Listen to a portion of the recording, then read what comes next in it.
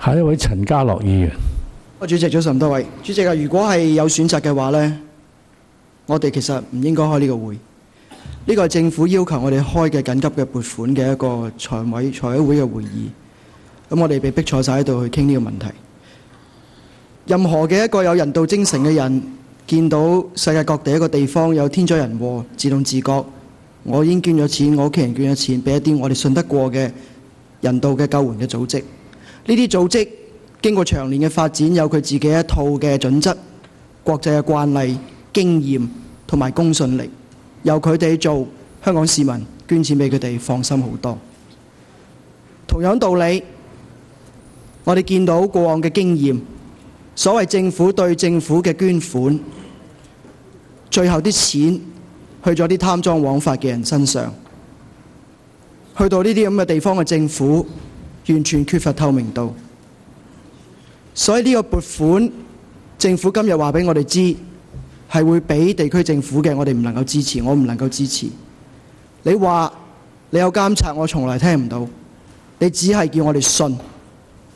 同事講咗，我唔重複，我都係唔信。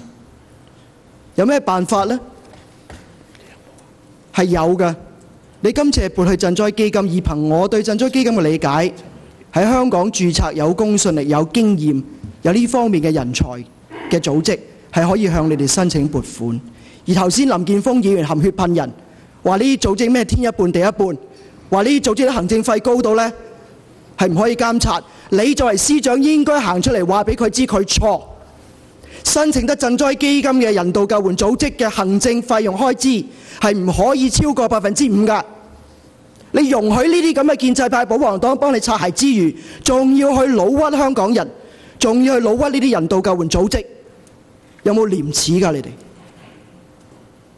立法會呢度，你逼我哋討論呢個問題，我哋有選擇，我哋要盡言責。除咗反對你哋之外，呢個係故事嘅一半，我哋可以話俾公眾知，係可以同呢啲有公信力喺香港註冊我哋信得過嘅人道救援組織合作。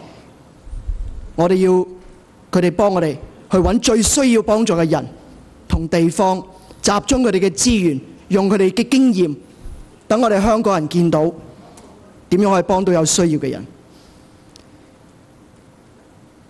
我係研究政治同國際關係，過往世界各地好多呢啲咁嘅殘害人民嘅獨裁政權，喺呢啲天災人禍裏邊，我哋見得多佢哋點樣繼續貪贓枉法。但係咁唔代表香港人係因為呢啲邪惡嘅政權呢而變得鐵石心腸。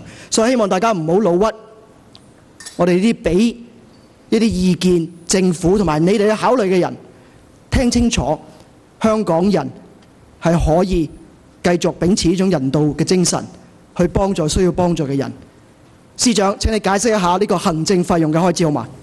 司長，我喺我嘅開場白呢已經對於我哋一向合作嘅國際嘅援助機構喺遇到呢啲天災要賑災嘅時候呢，透過賑災基金嚟到去申請撥款呢，係表示咗我哋嘅支持。亦都係呢個原因呢，我哋自己係主動喺今個星期一已經邀請咗大部分嘅呢啲機構呢同我哋會面，等佢哋知道其實我哋係會好快咁處理到佢嘅申請嘅。咁我哋亦都當然咁多年嚟呢，喺賑災基金裏邊同呢啲合作嘅機構，我哋係有好明確嘅要求。最近亦都係開咗會呢，再去檢視過呢啲明確嘅要求。咁所以我並冇作過任何嘅評論或者表示呢，係對我哋呢啲合作嘅伙伴呢有任何嘅猜忌。你應該更正呢啲咁嘅錯誤。陳家樂議員，你已經夠鐘啦嚇。